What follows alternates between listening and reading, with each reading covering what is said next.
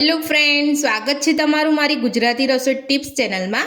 તો આજે આપણે બનાવીશું મૂળાની ભાજીનું બેસનવાળું શાક। તો ચાલો આપણે શરૂ કરીએ। તો આ શાક એકદમ ઝટપટ બની જતું હોય છે અને ખાવામાં પણ એકદમ ટેસ્ટી લાગતું હોય છે। તો મારી આ રીતથી તમે ઘરે એકવાર જરૂરથી ટ્રાય કરજો। તો ચાલો આપણે શાક બનાવવાનું શરૂ કરીએ। સૌથી પહેલાં આપણે મૂળાની ભાજી અને સમારી અને ધોઈ લીધેલી છે અને આપણે અહીંયા એક મૂળો લીધો છે। જો તમારે અહીંયા મૂળો ના લેવો હોય તો તમે અહીંયા સ્કીપ પણ કરી શકો છો અને તમારે અહીંયા મૂળો લેવો હોય તો તમે મૂળો લઈ શકો છો। તો તમારે મૂળાને ઉપરથી છાલ કાઢી અને ઝીણો ઝીણો તમારે સમારી લેવાનો છે। તો સૌથી પહેલાં આપણે એક મૂળો છે એમાંથી આપણે અહીંયા અડધો મૂળો લઈશું। એને આપણે અહીંયા આ રીતે ઉપરની છાલ કાઢી લઈશું।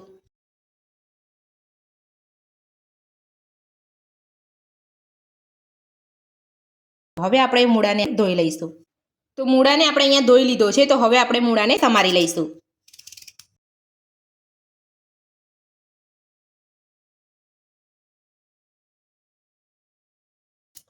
શિયાળામાં આ ભાજી શરીર માટે ખૂબ જ ગુણકારી હોય છે, એટલે આ ભાજી આપણે અને શિયાળામાં તો બધા જ ભાજીઓ બધી ખાતા જ હોય છે, પણ આ ભાજી જે છે એ બહુ જ ગુણકારી હોય છે શરીર માટે। તો ઘરે તમારે અહીંયા આ રીતે મારી રીતે બનાવશો તો તમે વારંવાર ઘરે બનાવશો તો એકદમ ટેસ્ટી બનશે। તો મૂળાને આપણે અહીંયા સમારી લીધો છે। તો હવે આપણે અહીંયા એક વાટકી બેસન લીધું છે, એને આપણે અહીંયા એક તાવડીમાં શેકી લઈશું। તો બેસનને આ રીતે શેકવાથી તમારો જે ભાજીનો સ્વાદ છે એકદમ સરસ લાગશે અને જ્યારે આપણે અહીંયા ભાજી બની જશે ત્યારે આપણે અહીંયા ઉમેરીશું એટલે અહીંયા એકદમ ઝડપી આપણું બેસન પણ સરસ ભાજી સાથે મિક્સ થઈ અને બધું જ કૂક થઈ જશે। એટલે આપણે અહીંયા સૌથી પહેલાં આપણે અહીંયા બેસનને શેકી અને ત્યારબાદ જ આપણે અહીંયા ભાજી બનાવવાની છે। તો અહીંયા બેસનનો કલર અને થોડી સુગંધ આવે ત્યાં સુધી આપણે અહીંયા બેસનને શેકવાનું છે અને આપણે અહીંયા ખાસ ધ્યાન રાખવાનું છે કે આપણે અહીંયા ફૂલ ગેસ પર નથી શેકવાનું, મીડિયમ ટુ સ્લો ગેસ ઉપર જ આપણે અહીંયા બેસન શેકવાનું છે। અને મેં અહીંયા 500 ગ્રામ ભાજી સાથે આપણે મેં એક વાટકી બેસન લીધું છે। જો તમને ભાજીની અંદર તમારે બેસન વધારે ભાવતું હોય તો તમે અહીંયા બેસન પણ વધારે લઈ શકો છો। બેસન આપણું અહીંયા શેકાઈ ગયું છે અને આપણે અહીંયા સુગંધ પણ સરસ આવવા લાગી છે। તો હવે આપણે અહીંયા ગેસને બંધ કરી લઈશું અને બેસન આપણે જે એક વાસણમાં કાઢી લઈશું। બેસન આપણું અહીંયા શેકાઈ ગયું છે। તો હવે આપણે અહીંયા મૂળાની ભાજીનું શાક બનાવી લઈશું। તો શાક બનાવવા માટે આપણે અહીંયા ગેસ ઉપર એક તાવડી રાખી છે, એની અંદર આપણે 3 મોટી ચમચી જેટલું તેલ ઉમેરીશું। તેલને આપણે ગરમ થવા દઈશું। તો તેલ આપણું અહીંયા ગરમ થઈ ગયું છે। તો હવે આપણે એમાં અડધી ચમચી જીરું નાખીશું। ત્યારબાદ આપણે અહીંયા અડધી ચમચી હિંગ નાખીશું। તો હવે આપણે એમાં 1 ચમચી આદુ લસણ મરચાંની પેસ્ટ નાખીશું।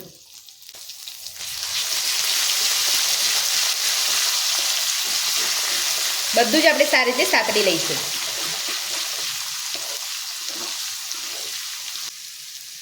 એક ચમચી મરચું નાખીશું, અડધી ચમચી ધાણા જીરું પાવડર, અડધી ચમચીથી થોડું આપણે અહીંયા ઓછી હળદર પાવડર,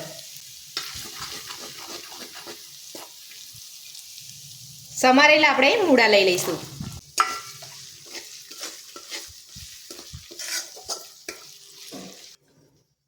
સમારેલી મૂળાની ભાજી લઈ લઈશું।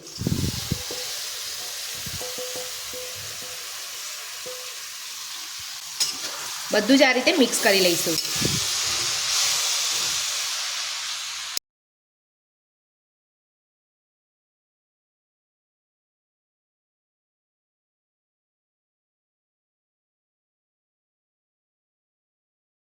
તો ભાજી ઉમેરીને આપણે અહીંયા બધું મિક્સ કરી લીધું છે।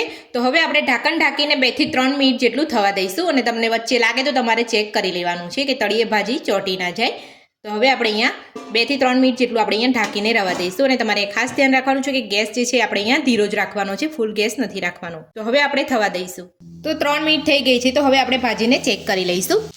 તો હવે અહીંયા ભાજીને આપણે અહીંયા આ રીતે મિક્સ કરી લઈશું, ફેરવી લઈશું। તમે જોઈ શકો છો આપણે અહીંયા ભાજી તળિયે ચોંટી નથી। તો હવે આપણે અહીંયા સ્વાદ પ્રમાણે મીઠું નાખીશું। તો ભાજી આપણે અહીંયા થોડી કૂક થઈ જાય ત્યારબાદ આપણે અહીંયા મીઠું નાખવાનું છે, કારણ કે ભાજી જ્યારે આપણે અહીંયા સમારી લઈએ ત્યારે એનો ક્વોન્ટિટી વધારે દેખાતી હોય છે અને આ જરીક થઈ જાય છે આપણે કૂક થઈ જાય એટલે આપણે અહીંયા આ રીતે તમારે અહીંયા મીઠું નાખવાનું છે, તો વધારે મીઠું પણ ના પડી જાય અને જલ્દી સરસ થઈ પણ જશે। તો હજુ આપણે અહીંયા 4 થી 5 મિનિટ માટે ભાજીને થવા દઈશું। તો વચ્ચે વચ્ચે તમારે ચેક કરતું રહેવાનું છે। તો 5 મિનિટ થઈ ગઈ છે। તો હવે આપણે અહીંયા ચેક કરી લઈશું।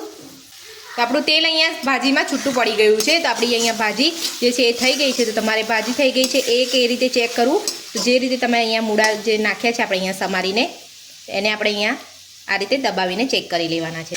તો ફરી આપણે અહીંયા એકવાર આ રીતે મિક્સ કરી લઈશું. તો હવે આપણે ભાજીમાં શેકેલું બેસન ઉમેરી લઈશું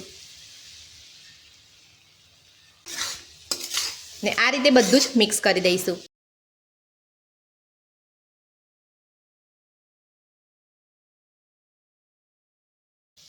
તો બેસનની ભાજી આપણે અહીંયા સરસ મિક્સ કરી લીધી છે. તો હવે આપણે એમાં 1 ચમચી લીંબુનો રસ નાખીશું. 1 નાની ચમચી આપણે અહીંયા ખાંડ નાખીશું. તો તમારે અહીંયા ખાંડ ના નાખવી હોય તો તમે ખાંડ સ્કીપ પણ કરી શકો છો. તો હવે આપણે અહીંયા બધું જ મિક્સ કરી લઈશું.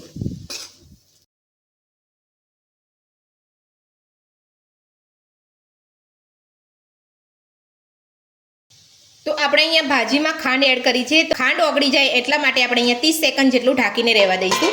તો આપણે અહીંયા વધારે નથી રાખવાનું, નહીં તો જે બેસન આપણે ઉમેર્યું છે એ તળિયે ચોંટી જશે. તો ફક્ત આપણે અહીંયા 30 સેકન્ડ જેટલું રહેવા દઈશું. તો 30 સેકન્ડ આપણે અહીંયા થઈ ગઈ છે. તો હવે આપણે અહીંયા ભાજીને મિક્સ કરી લઈશું સરસ રીતે. એટલે ખાંડ જે છે આપણે અહીંયા ઓગળી અને સરસ મસાલા સાથે મિક્સ થઈ જાય.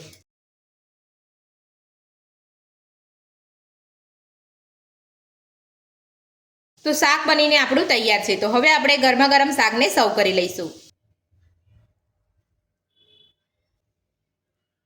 તો મૂળાની ભાજીનું બેસનવાળું શાક બનીને આપણું તૈયાર છે. તો મારી આ રીતે તમે ઘરે એકવાર જરૂરથી ટ્રાય કરજો, એકદમ ટેસ્ટી શાક બનશે. તો વિડીયો પસંદ આવ્યો તો વિડીયોને લાઇક કરજો, ચેનલને સબસ્ક્રાઇબ કરજો, તમારા મિત્રોને જરૂરથી શેર કરજો. Thank you.